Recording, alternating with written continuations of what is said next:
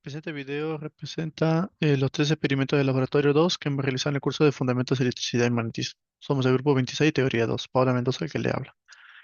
Aquí están los resultados experimentales que se puede observar, donde se explicará en cada uno de los experimentos. Aquí tenemos el objetivo del experimento número 1, en el cual en la tabla 1 la fuerza es la masa obtenida menos la masa inicial por la gravedad, que en este caso es 9,81. Lo mismo en esta tabla 1 y en tabla 2. Es lineal la relación entre corriente y fuerza. La longitud y el campo magnético van a ser constantes. Lo único que variaría es la intensidad, por lo que al subir la intensidad, sube la fuerza, baja la intensidad, baja la fuerza. Significa que se comporta de manera directamente proporcional. Para revisar esto, hemos realizado un código en Python donde colocamos acá las corrientes, donde colocamos aquí las fuerzas en las bibliotecas respectivas y obtenemos esta gráfica con un coeficiente de relación muy aceptable y una pendiente de 0,0068. Lo mismo se realiza en la tabla de fuerza-longitud. Se pone el dato de longitud en centímetros, la fuerza, y se tiene un coeficiente de correlación también aceptable y una pendiente muy de 0,0016. Dado estas dos gráficas, se pregunta si deberían ser iguales o similares. Para ello, en la tabla 1, al ser longitud y campo magnético constante, se comporta como una pendiente, y en la tabla 2, al ser intensidad campo magnético, se comporta también como una pendiente, en el cual en la tabla 1, para la tabla 1, el campo magnético sería la pendiente sobre la longitud y en la tabla número 2 sería la pendiente sobre la intensidad. Acá realizamos las reemplazaciones. Y acá tenemos que el campo magnético es 0,08095 y el campo magnético 0,08, prácticamente similares, a lo que se concluye que la fuerza magnética aumenta de forma lineal con la corriente, también es proporcional a la longitud del conductor, la gráfica de fuerza y corriente y fuerza longitud son similares y se valida la fórmula de la fuerza magnética. Respecto al experimento 2, se habla sobre la inducción electromagnética en una bobina generada por un imán rotacional. En pantalla se muestran los objetivos, los datos del Logger Pro y las tablas experimentales del laboratorio. Pregunta 1. ¿Por qué al girar el imán se produce una corriente? Hay que tener en cuenta que el flujo magnético se calcula como la magnitud del campo magnético por la del vector área por el coseno del ángulo entre estos dos vectores. De manera que luego Faraday nos indica que la Fm inducida en una bobina es igual al menos el número de espiras por la derivada del flujo magnético, por lo que tenemos que cambiar el flujo magnético para obtener una Fm. De manera que en este caso, cuando el imán rota, cambia el ángulo entre el vector área y el vector campo, de manera que se produce una variación, lo cual inducirá una Fem, siendo este la causa de la corriente inducida en la bobina. En la pregunta 2 nos piden calcular el periodo y la velocidad angular. Para ello, hemos tomado de la gráfica de corriente el intervalo de 0 a 1 por presentar una semejanza a una función sinusoidal, de manera que el periodo sería, en este caso, el tiempo que se demora entre una oscilación. En este caso sería el tiempo entre dos nodos no consecutivos, que es igual a 154 milisegundos. Respecto a la velocidad angular, como en un periodo se recorren 2 pi radianes, sería la división entre 2 pi entre el periodo y nos da 40,8 radianes por segundo.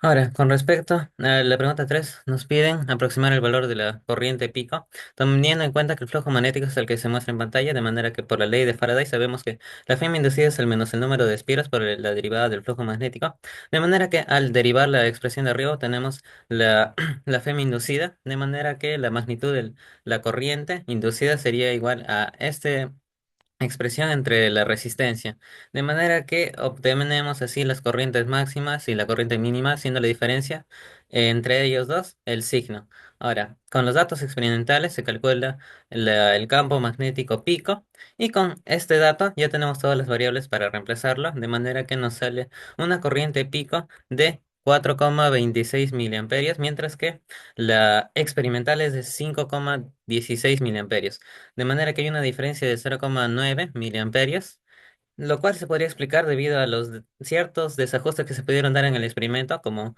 de que el imán no esté alineado en el centro de la bobina, o del hecho de que los instrumentos de medición no son ideales, por lo que no toman mediciones totalmente exactas, como también la suposición de que el campo magnético es constante a lo largo de toda la bobina. Así que, a pesar de estas observaciones, se recalca que el procedimiento teórico es correcto debido a que se obtuvo una corriente pico inducida cercana a la medida experimentalmente.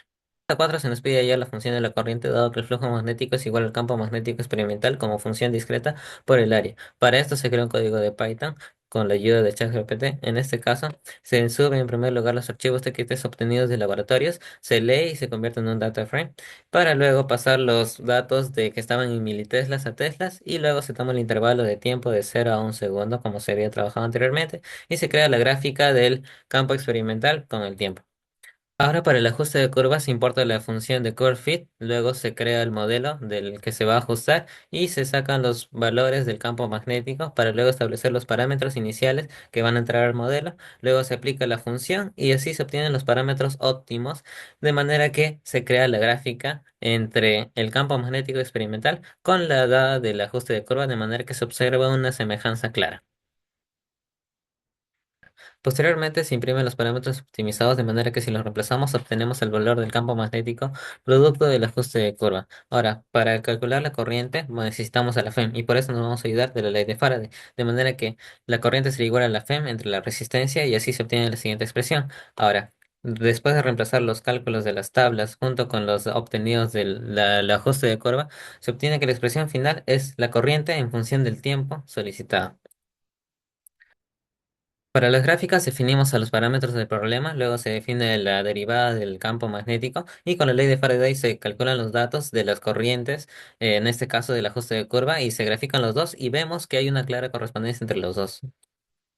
La primera conclusión es que las gráficas sinusoidales obtenidas de la corriente inducida muestran el cambio del flujo magnético oscilatorio producto del movimiento rotacional del imán. En segundo lugar, los valores cercanos de la corriente pico teórica y la experimental muestran la validez de las posiciones tomadas. Y finalmente se obtuvo un buen ajuste de curva para el campo magnético, de manera que mediante ecuaciones teóricas obtuvimos la ecuación para la función de corriente, la cual se asemejaba bastante a la experimental. Experimento 3. Lanzador de anillos. Este lanzador de anillos funciona por inducción electromagnética. Aquí pueden ver los objetivos.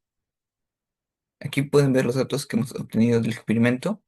Aquí pueden ver el experimento. Pasemos con la pregunta 1 del cuestionario. Explica el principio de funcionamiento del lanzador y la función que cumple la barra de hierro. Ahora, el lanzador, como habíamos dicho, funciona por inducción electromagnética. El lanzador tiene una bobina, la cual, al conectarse con corriente alterna, va a generar un campo magnético variable. Este campo, por la ley de Faraday, va a inducir una corriente en el anillo. Esta corriente inducida por ley de Lenz va a generar un campo inducido opuesto al cambio del campo de la bobina, lo cual va a generar una fuerza de repulsión. La barra de hierro tiene la función de intensificar el campo de la bobina, lo cual va a causar una mayor fuerza de repulsión. Pregunta número 2. Si se fuese a cambiar el anillo de cobre por uno con el doble de grosor, ¿cómo cambiaría el resultado experimental? Aquí podemos ver el lanzamiento del anillo de cobre. Ahora, si el anillo de cobre tuviera el doble de grosor, se generan dos efectos principales. El primero sería que aumentaría la corriente inducida. Esto debido a que su resistencia eléctrica disminuiría. Aquí pueden ver la fórmula de resistencia eléctrica de un conductor. Entonces, si, vamos a decir que en el segundo caso su área va a aumentar. Por ende, su resistencia disminuye y su corriente inducida es mayor, lo cual va a generar una mayor fuerza de repulsión. Por otro lado, también va a aumentar su peso. Entonces, va a haber dos fuerzas contrarias que se van a aumentar. Tenemos un resultado similar al que obtuvimos en el primer caso. Pregunta número 3. ¿Cómo cambiarían los resultados con una bobina con un mayor número de vueltas? Bien, de la ley de Faraday vemos que la FEM es proporcional al número de vueltas. Por ende, a mayor número de vueltas hay mayor FEM inducida. Esto quiere decir que la corriente inducida va a aumentar en el anillo y por ende su fuerza de repulsión también va a aumentar. Pregunta número 4. ¿Qué ocurrirá al colocar el anillo hueco? ¿Por qué ocurre esto?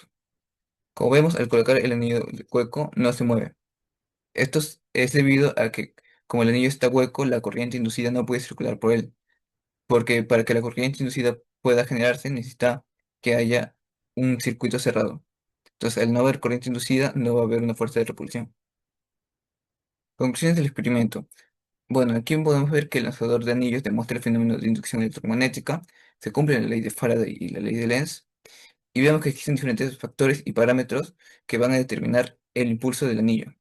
Entre estos están el núcleo de hierro, el número de vueltas, el material del anillo y la forma del anillo, el cual va a determinar si hay corriente inducida o no. Gracias.